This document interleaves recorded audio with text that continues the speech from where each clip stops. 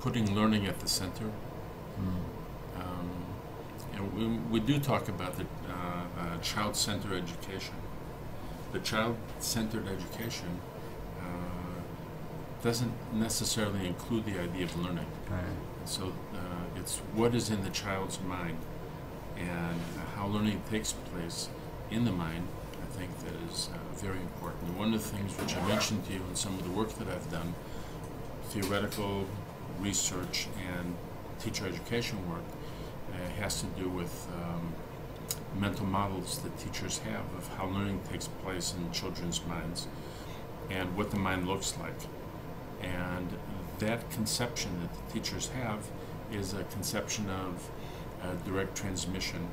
So you take knowledge that you have as a teacher, and you, through space, you pass it on to the children, and they're supposed to grasp it. And there are other ways of viewing what the mind is like and how learning takes place.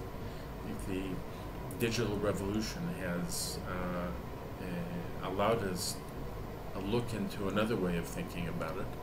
And one of the things that we had mentioned was that this other way of thinking about it is sharing ideas with others, community work, working as a learning community,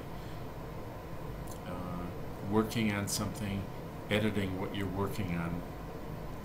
Writing is basically editing. It's just the first thing you write is really not going to be what you want anyway. So learning that editing is part of things. The role of the teacher then becomes not the source of knowledge, at least for these kinds of lessons around projects.